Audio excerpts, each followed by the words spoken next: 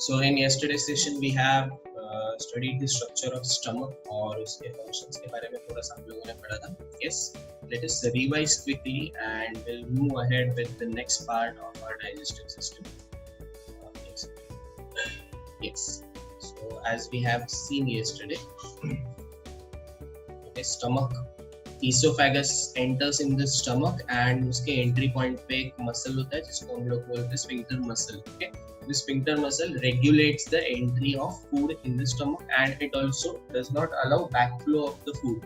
Food को वापस esophagus में नहीं जाने देगा. Okay. Then the bulging region over here, as you can see, is called as fundus.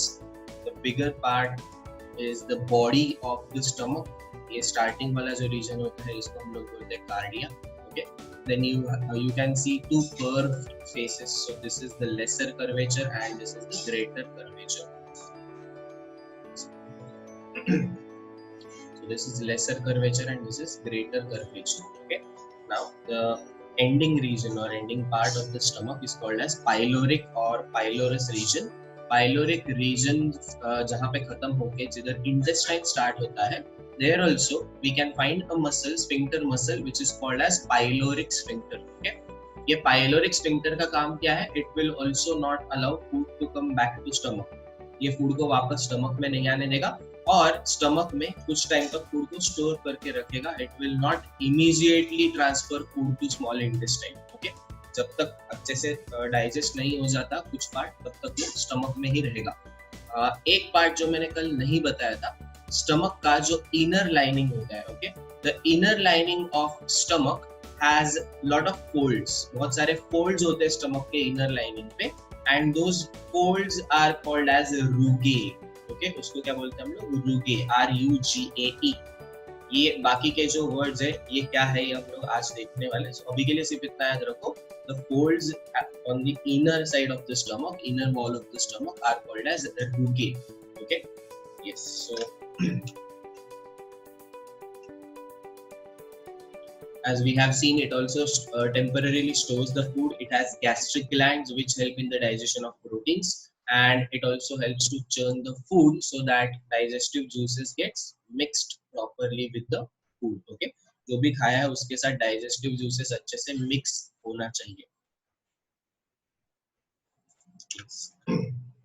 Now the next part, stomach के तुरंत बाद start होता है हमारा small intestine. Okay, small intestine जो है, it is as you can see in this picture. ये देखो, ये इधर स्टमक खत्म हो गया ऊपर और यहाँ से पूरा ये जो ट्यूब है, this complete tube is nothing but our small intestine. अब स्मॉल इंटेस्टाइन के बारे में स्टार्टिंग में मैंने तुम लोग को बताया था लेक्चर की स्टार्टिंग में. इसको स्मॉल इंटेस्टाइन क्यों बोला गया है? इसका लेंथ इतना लंबा है फिर भी क्यों बोला गया है? बिकॉज इसका डायमीटर कम होता है. ओके, इसका डायमीटर छोटा होता है. That is why we call it as a small intestine. इसका लेंथ लंबा है. लार्ज इंटेस्टाइन का लेंथ कम है बट उसका डायमीटर बड़ा है, इसीलिए हम लोग इसको लार्ज इंटेस्टाइन बोलते हैं और इसको स्मॉल इंटेस्टाइन बोलते हैं, just because of difference in the diameter of these intestines. Okay, so dimensions क्या है देखो, it is approximately 6 meters long. Okay, 6 meter कितना लंबा है देखो, 6 मीटर लंबा स्ट्रक्चर है. 1 मीटर मतलब approximately यहाँ से लेके यहाँ तक, तुम्हारे हाथ के टिप से लेके इधर तक approximately हम लोग कंसीडर कर सकते हैं 1 मीटर. ऐसे मतलब ऐसे 6 टर्न्स लोगे तुम लोग तो जाके 6 मीटर कंप्लीट होगा. इतना लंबा इंटेस्टाइन हमारे एब्डोमिनल रीजन में प्रेजेंट है. ओके, अब इतना लंबा इंटेस्टाइन अगर वहां पे रखना है तो ऑब्वियसली उसका कॉइलिंग करना पड़ेगा. Yes, if you can recall, cell chapter में भी हम लोगों ने पढ़ा था chromatin material, thread like structure. Yes, उसको जब कंडेंस किया जाता है तो कंडेंस करते हैं मतलब उसका भी क्या होता है, वहां पे कॉइलिंग होता है. राइट, सो उसी तरह से इधर इंटेस्टाइन का भी कॉइलिंग है. As you can see in this picture, it is highly coiled structure. बहुत सारे coiled parts है उसमें. So 6 meter long and approximately 2.5 centimeter broad. Okay, 2.5 centimeter का उसका diameter या उसका breadth consider कर सकते हैं. Coil tube, it is a coil tube which is present in our abdominal region. कल ही मैंने बताया था abdomen क्या होता है. Okay, chest cavity के नीचे वाला जो part होता है उसको हम लोग बोलते हैं एब्डोमेन, हमारा जो चेस्ट होता है उसके नीचे, ओके, चेस्ट के नीचे there is abdomen and it is held together by mesenteries. Okay, नया वर्ड है, अभी ध्यान दो इधर क्या होता है, मेसेंटेरीज। हमारे एब्डोमिनल कैविटी में ना बहुत सारे ऑर्गन्स है, जैसे we have stomach, small intestine, large intestine, then we also have pancreas. ये सारे जो ऑर्गन्स है, okay, all these organs are held together at their place. वो जहां पे है वहीं पे उनको फिक्स्ड लोकेशन पे रखने का काम जो स्ट्रक्चर्स करते हैं उनको हम लोग बोलते हैं मेसेंटेरीज। क्या है exactly mesenteries? These are the folds of membrane. अब मेम्ब्रेन कौन सा? उसको बोला जाता है peritoneum. Okay, peritoneum, internal membrane, हमारे बॉडी का इंटरनल कवरिंग मेम्ब्रेन है जिसको हम लोग बोलते हैं पेरिटोनियम। इसके फोल्ड्स होते हैं, पेरिटोनियम के बहुत सारे फोल्ड्स होते हैं and those folds are called as मेसेंटेरीज।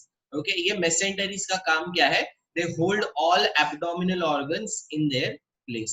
सारे एब्डोमिनल ऑर्गन्स को उनकी जगह पे होल्ड करके रखने का काम करेंगे।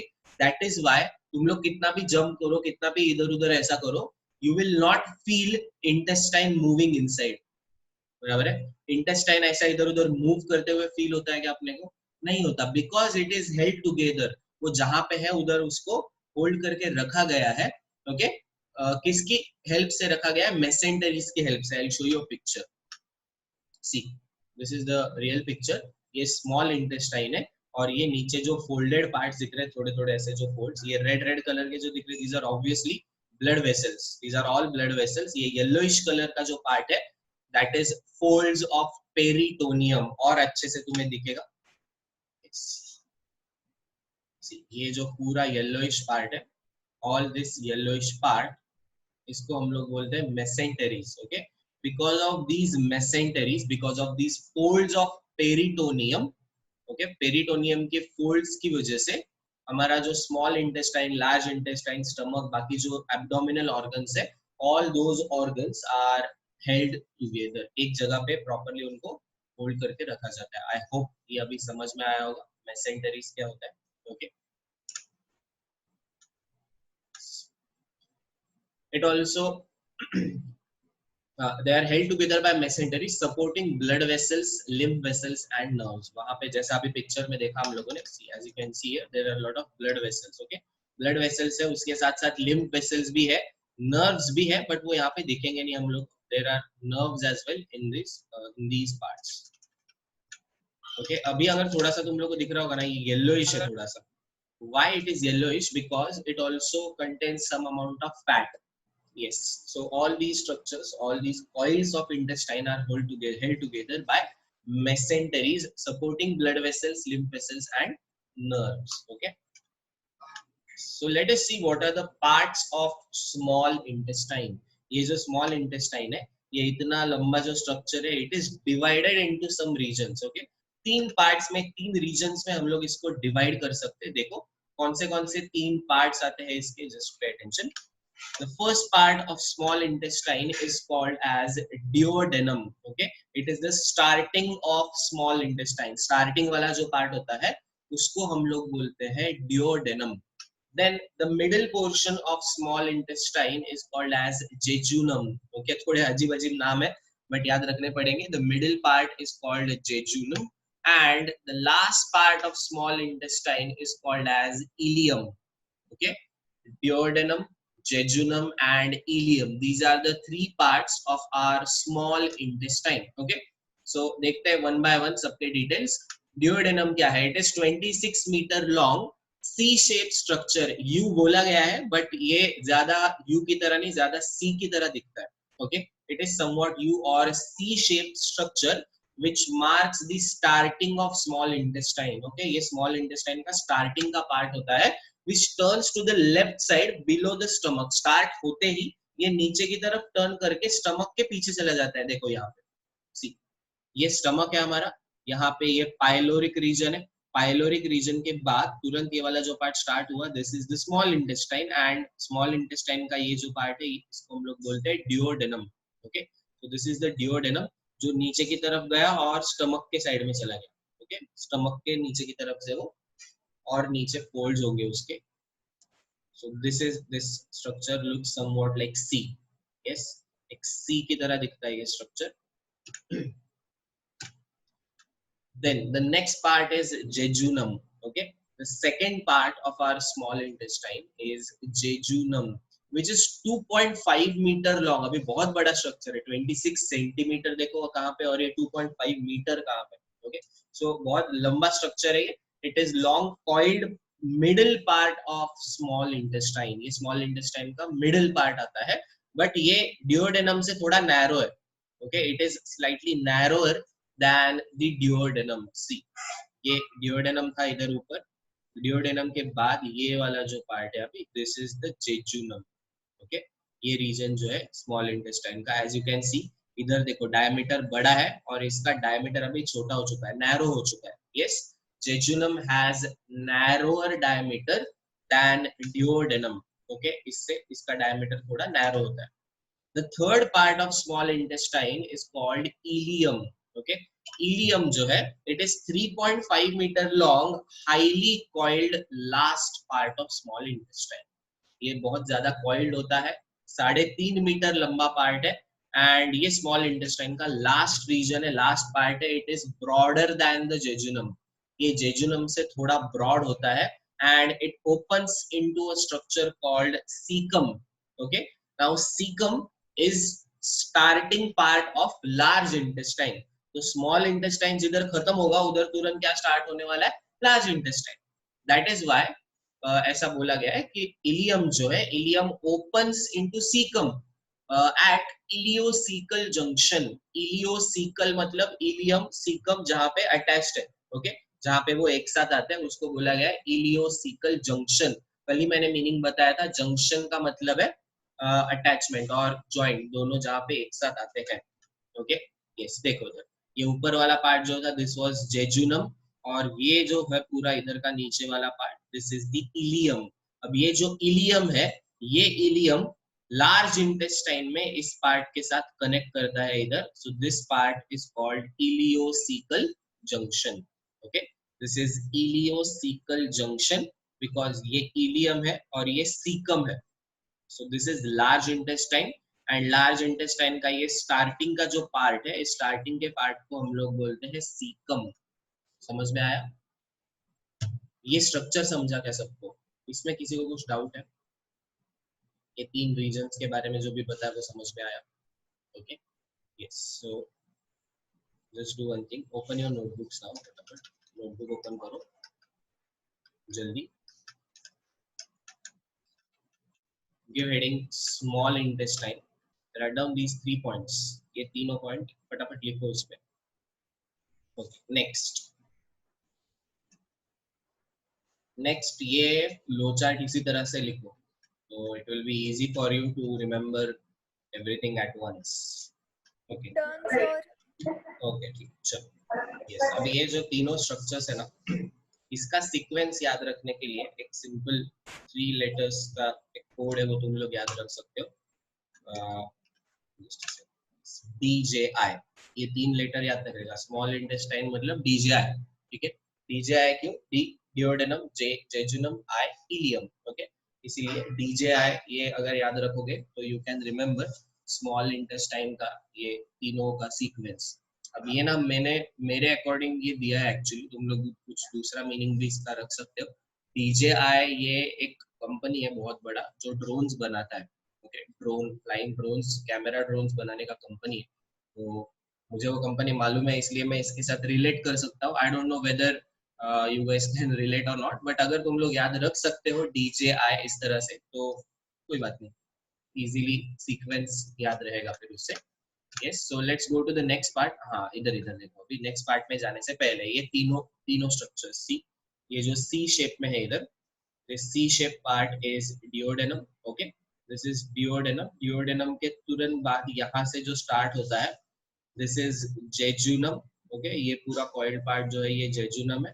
एंड ये नीचे वाला लास्ट coiled part जो है, this last coiled part is ileum. Okay, ileum enters and opens in this region जिसको हम लोग बोलते हैं cecum. Okay, ileum opens in this structure which is called as cecum. Now cecum is the part of large intestine. So let us try to understand. What are the parts of large intestine, ठीक है। Large intestine के parts और structures के बारे में देखते हैं अभी। लार्ज इंटेस्टाइन भी 3 पार्ट्स में डिवाइडेड है, सीकम, कोलन, कोलन और colon and rectum, okay. Caecum, colon and rectum. अभी ये सीकम जो वर्ड है ना, इसके अलग अलग प्रोनाउंसिएशन भी है, कुछ लोग इसको केकम भी बोलते हैं, वो भी करेक्ट है, सीकम भी बोला जाता है, वो भी करेक्ट है। कोलन को कोलन या कोलॉन, दोनों प्रोनाउंसिएशन करेक्ट है। And third one is rectum, okay. So ये 3 पार्ट है लार्ज इंटेस्टाइन के, सीकम, कोलन एंड रेक्टम। अब क्या है इसके डिटेल्स देखते हैं। सीकम में it is 6 centimeter in length, a small blind sac present at the junction of ileum and colon, okay। ileum and colon के junction में इलियम एंड कोलन के जंक्शन में, मतलब दोनों के बीच में ये प्रेजेंट होता है सीकम। ब्लाइंड सैक ऐसा क्यों बोला है, देखो इधर ब्लाइंड ऐसा इसलिए बोला गया है बिकॉज इसका जो एक एंड है ये क्लोज्ड है। सी दिस रीजन यहाँ पे जो तुम्हें दिख रहा है, ओके, ये जो छोटा सा रीजन इधर दिख रहा है गोल, दिस छोटा सा region is caecum, okay. Caecum का अभी एंड वाला पार्ट देखोगे तो ये क्लोज्ड है, इधर से बंद है पूरा, इसीलिए इसको बोला गया ब्लाइंड सैक, इसको कहीं से भी ओपनिंग नहीं है, okay. So it is a closed structure. इसके आगे स्टार्ट होता है कोलॉन, पूरा का पूरा यहाँ से 1 2 3, ये पूरा जो रीजन है, ये पूरा पार्ट जो है इसको हम लोग बोलते हैं colon, okay. So caecum is just this small structure, ये छोटा सा 6 सेंटीमीटर का स्ट्रक्चर है जिसको हम लोग बोलते हैं सीकम। अब सीकम में देखोगे तुम लोग तो एक वर्म जैसा स्ट्रक्चर यहाँ पे प्रेजेंट होता है जिसको हम लोग बोलते हैं appendix, okay. It is also called as vermiform appendix. Vermiform क्यों, क्योंकि वर्म की तरह दिखता है, इसीलिए इसको वर्मी फॉर्म अपेंडिक्स ऐसा बोला जाता है। You have studied in 10th standard about appendix, सबने पढ़ा हुआ है। Appendix is our vestigial organ, yes. Vestigial क्यों बोला गया, बिकॉज उसका कुछ एग्जैक्ट डाइजेस्टिव फंक्शन अपने बॉडी में अभी नहीं रहा। पहले वो फंक्शन करता था, क्या फंक्शन करता था पहले, इट वाज क्या करता था, किसी को मालूम है क्या? सेल्यूलोज को डाइजेस्ट करने में हेल्प करता था। Digestion, yes, cellulose, very good. It used to help us in the digestion of cellulose, okay. बहुत बहुत बहुत सालों पहले, जब में भी फायर का डिस्कवरी नहीं हुआ रहेगा, ह्यूमंस रॉ फूड खाते थे, ओके। फायर की डिस्कवरी के पहले तो रॉ वेजिटेबल्स, फ्रूट्स, ये सब कुछ कच्चा ही खा जाते थे, जो भी वेजिटेबल दिखता है सब कच्चा खा लिया।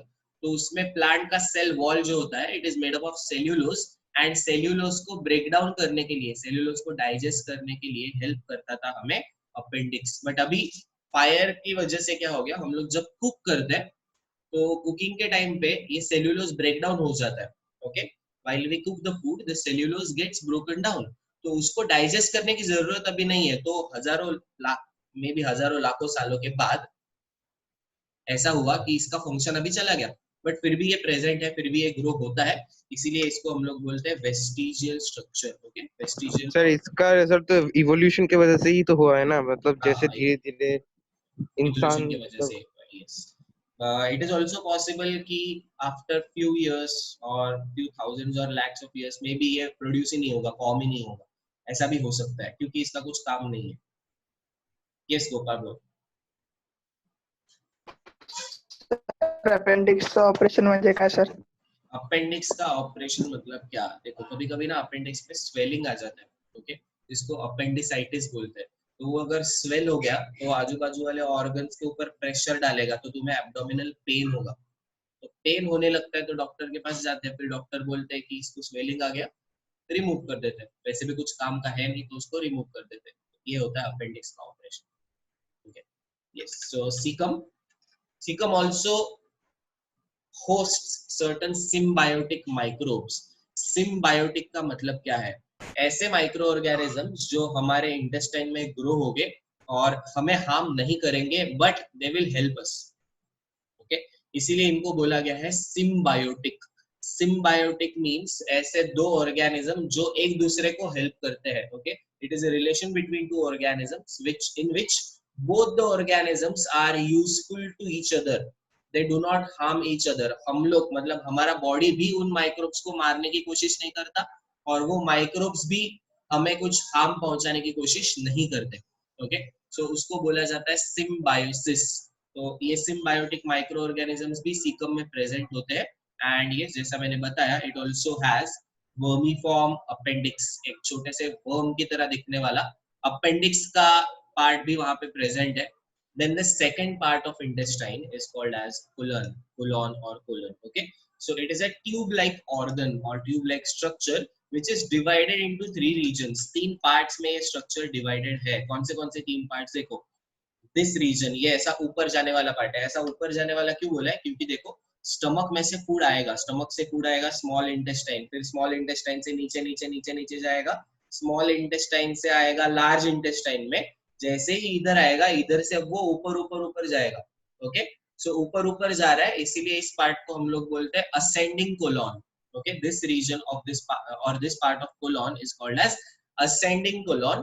Then food will go like this, ऐसा हॉरिजॉन्टली जाएगा। इसको हम लोग बोलते हैं transverse colon. Okay, transverse colon के बाद फूड अब वापस नीचे की तरफ आएगा। This is called as descending colon. Okay, तो ये दोनों अपोजिट पार्ट है, एक असेंडिंग है, एक डिसेंडिंग है, और दोनों को कनेक्ट करने वाले पार्ट को हम लोग बोलते हैं ट्रांसवर्स कोलॉन। ये तीनों जो रीजन है ये कोलॉन ही है। ठीक है, लार्ज इंटेस्टाइन का सबसे बड़ा पार्ट जो है ना, एक्चुअली वो कोलॉन है। और जो दो और नाम मैंने बताया वो बहुत ही छोटे छोटे स्ट्रक्चर्स है। स्टार्टिंग का पार्ट सीकम बहुत छोटा सा है, एंड लास्ट वाला पार्ट होता है रेक्टम, वो भी बहुत छोटा सा पार्ट होता है। Okay, so colon is divided into three regions or three parts: ascending colon, transverse colon and descending colon. Internally it is lined by mucosal cells. Actually पूरा का पूरा digestive tract जो है अपना, पूरा digestive tract mucosal cells से lined होता है, mucus cell से covered होता है, क्योंकि फूड जो है वो इजीली पास होना चाहिए। ओके, इसीलिए पूरे डाइजेस्टिव ट्रैक में थोड़ा थोड़ा थोड़ा म्यूकस प्रोड्यूस होता रहता है। बट यहाँ पे कोलन में थोड़ा ज्यादा म्यूकस प्रोड्यूस होता है। क्यों ज्यादा म्यूकस प्रोड्यूस होगा?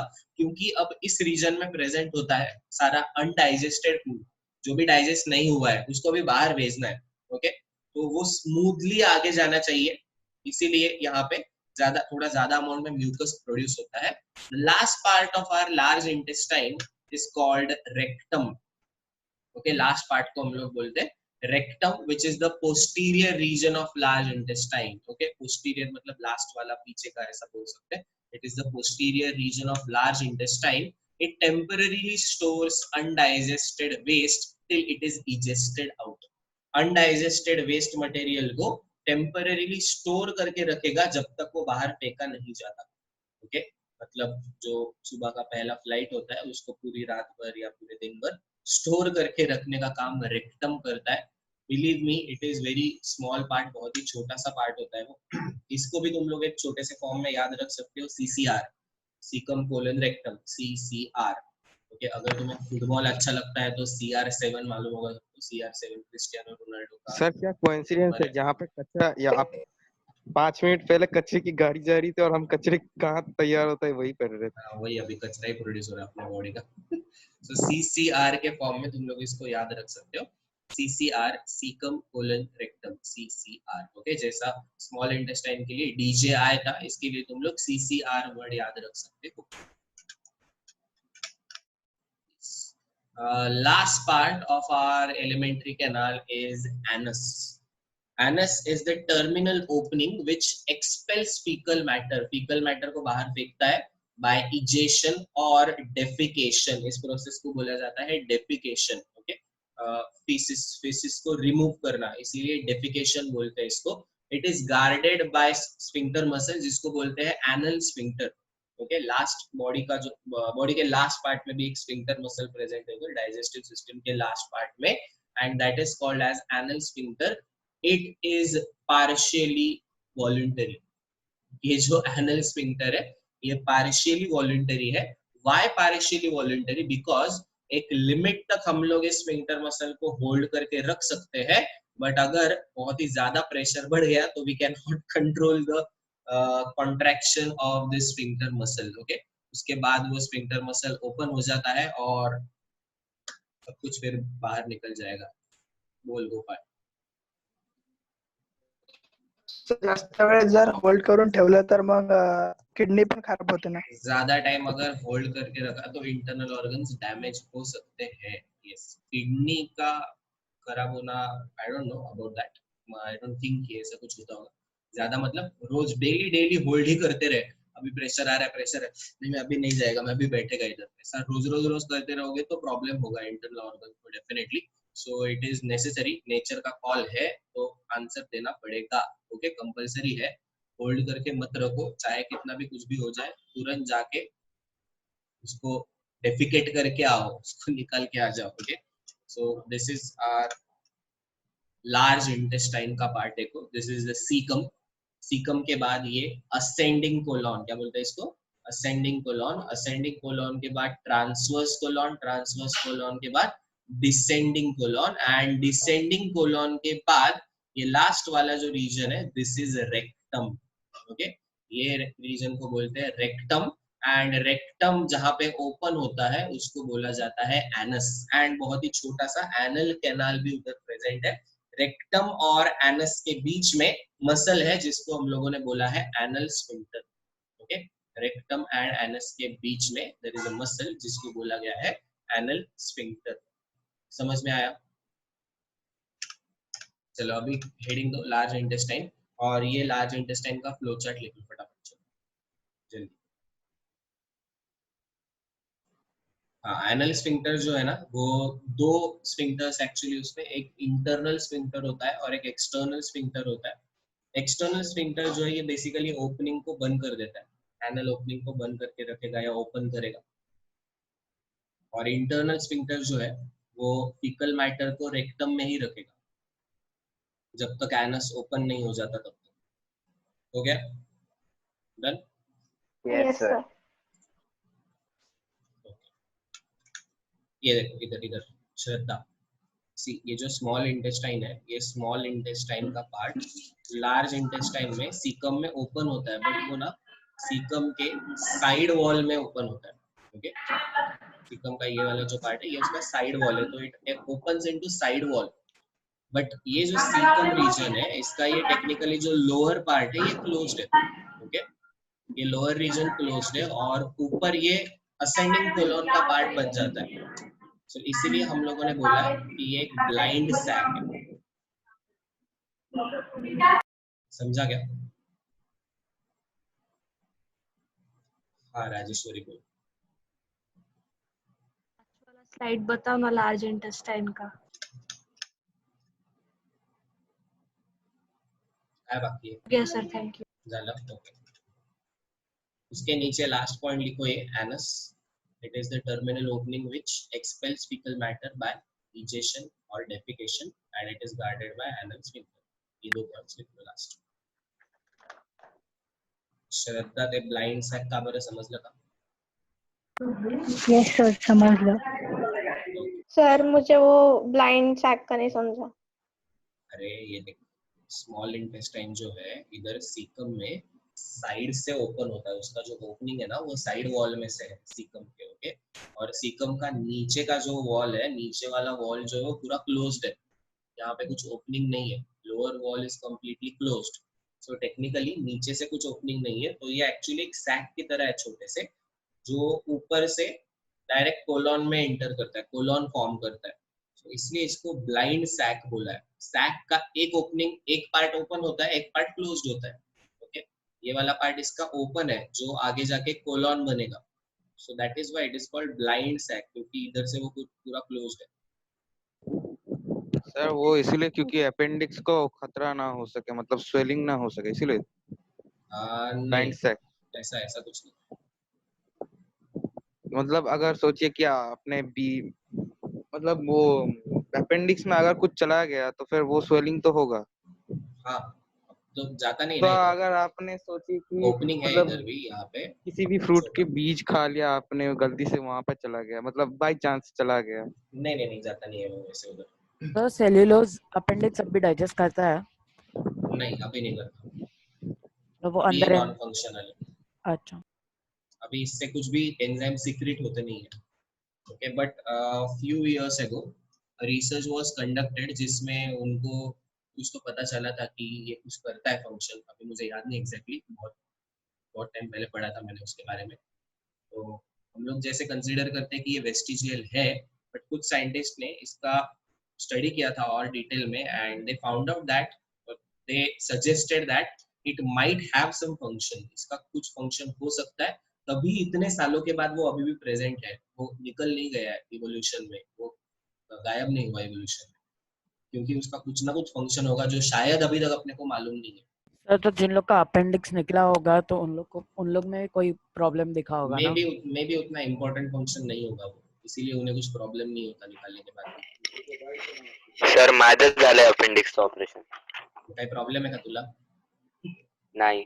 हाँ देखो, इसका ऑपरेशन हो गया, ये नॉर्मल जी रहा है, तो मे बी अपेंडिक्स का होगा कुछ तो function, but it may not be vital function, मतलब बहुत इंपॉर्टेंट और रिक्वायर्ड ऐसा फंक्शन वो नहीं होगा बॉडी के लिए, इसीलिए निकाला तो भी कोई प्रॉब्लम नहीं। Okay, now very important part, the histology of alimentary canal और gastrointestinal tract. Okay, alimentary canal जो है अपना, उसको जीआई ट्रैक्ट भी बोला जाता है, जीआई इज गैस्ट्रोइंटेस्टिनल। हिस्टोलॉजी का मतलब है सॉरी, हिस्टोलॉजी का मतलब है study of arrangement of tissues और study of tissues. Okay, so let us try to understand अपना जो एलिमेंट्री कैनाल है ये कैसे बना है।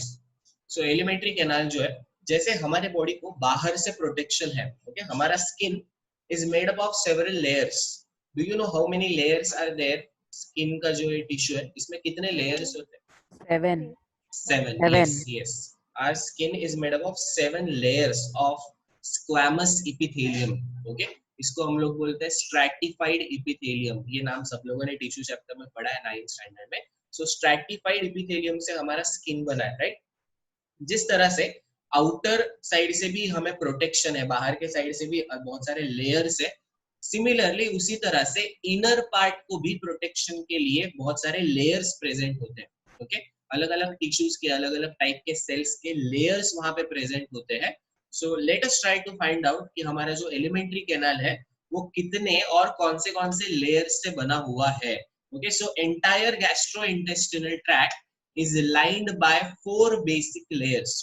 बेसिक लेयर को अगर कंसीडर करें हम लोग, तो हमें 4 बेसिक लेयर्स वहां पे देखने को मिलते हैं हमारे इंटेस्टिनल ट्रैक्ट में। ठीक है, यहाँ से ईसोफेगस से लेके एनस तक, ईसोफेगस से लेके एनस तक पूरा जो पार्ट है, पूरा जो ट्यूब है, it is covered by 4 layers. कौन से?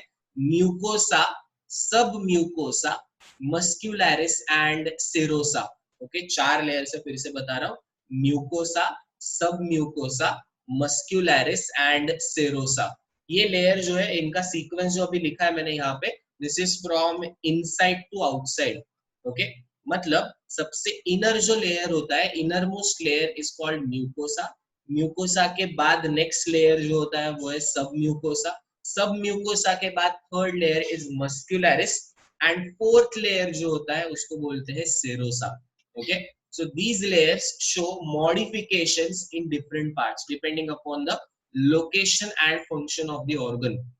मतलब ये जो लेयर्स है, म्यूकोसा, सब म्यूकोसा, मस्क्यूलरिस, सेरोसा, ये सारे इंटेस्टिनल ट्रैक्ट में, पूरे इंटेस्टिनल ट्रैक्ट में प्रेजेंट है, बट ईसोफेगस में, स्टमक में, स्मॉल इंटेस्टाइन में, लार्ज इंटेस्टाइन में, ये चारों रीजन्स में उनके अंदर तुम्हें थोड़े थोड़े वेरिएशंस देखने को मिलेंगे।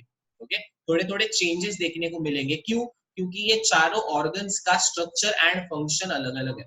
ये चारों पार्ट जो है गैस्ट्रोइंटेस्टिनल ट्रैक्ट के, उनका स्ट्रक्चर एंड फंक्शन अलग अलग होने की वजह से we will see certain modifications in these regions। ये regions में कुछ modifications देखने को मिलेंगे। ओके, ये देखो, सी आउटर लेयर जो है, एक लाइन जो thin line, outer most covering जो है, उसको हम लोग बोलते हैं सेरोसा। सीरोसा के अंदर की तरफ जो लेयर होता है उसको बोला गया मस्क्यूलरिस। अब थोड़ा सा लॉजिक लगाओगे ना तो समझ में आएगा। मस्क्यूलरिस मतलब मसल्स है उसमें। Yes, muscularis is nothing but a part और a tissue made up of muscle. उसके बाद मस्क्यूलरिस के अंदर होता है सब म्यूकोसा, एंड सबसे अंदर वाला जो टिश्यू है, सबसे अंदर का कवरिंग जो है, उसको हम लोग बोलते हैं म्यूकोसा।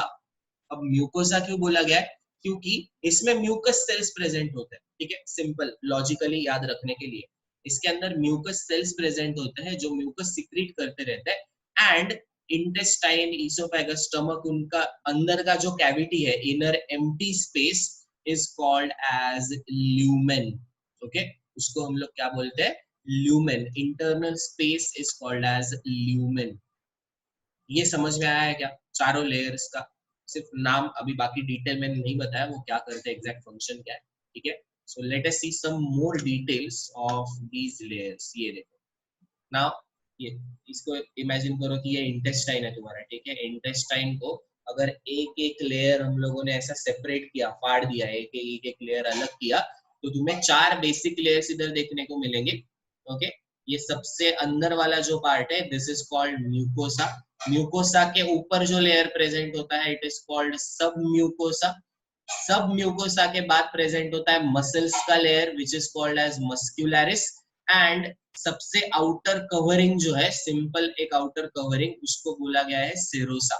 ओके, सेरोसा से कनेक्टेड होता है मेसेंटरी, जो मैंने स्टार्टिंग में बताया था, mesentery.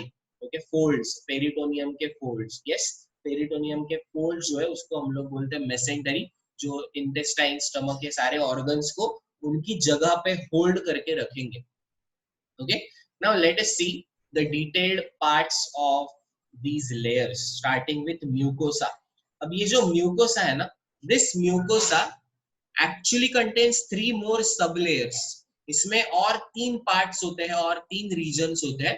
So this innermost region is called mucous epithelium. Epithelium is a layer of cells which secretes mucus. Mucous epithelium इसलिए बोला है क्योंकि उसमें cells, उसमें जो cells है वो mucus secrete करते हैं.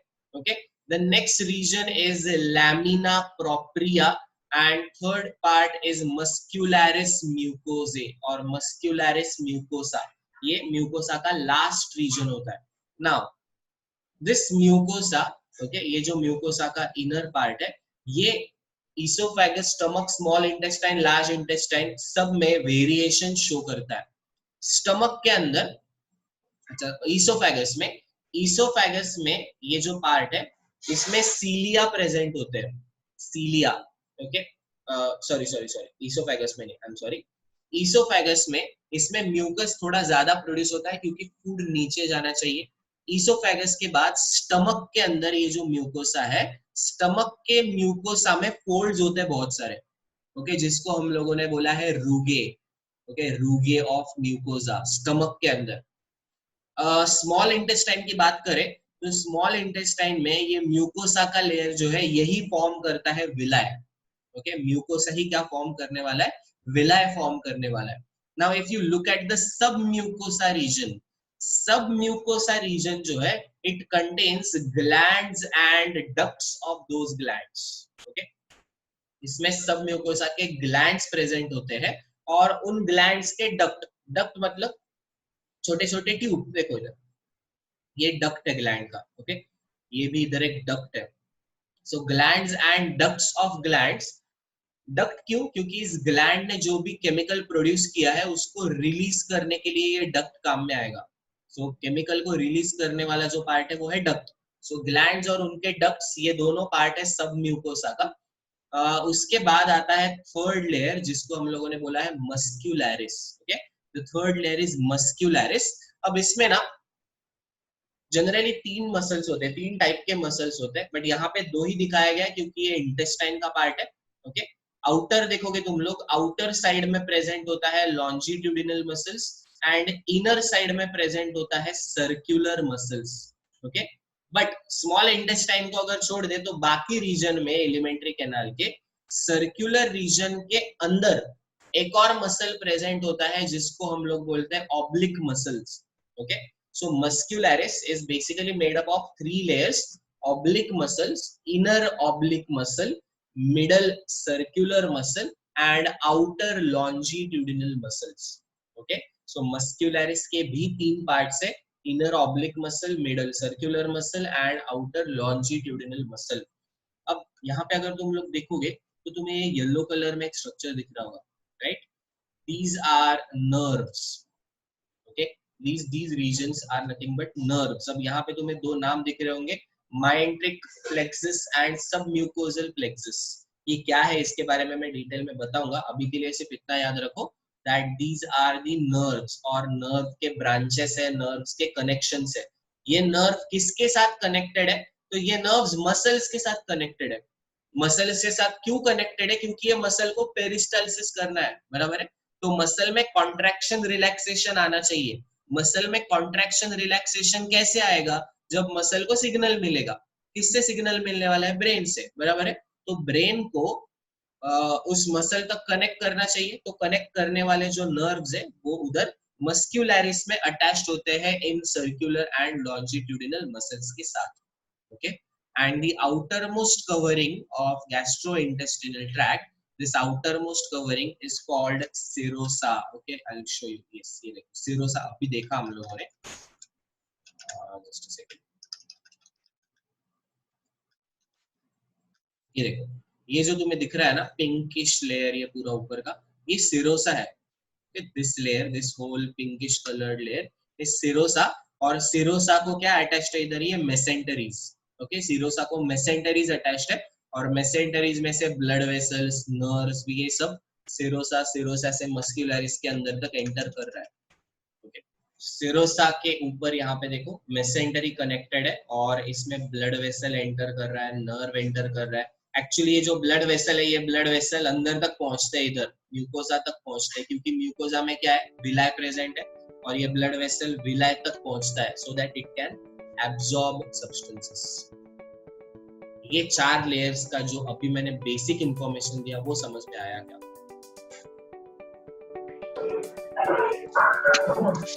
समझा ये? Yes sir. अरे यस दोस्तों,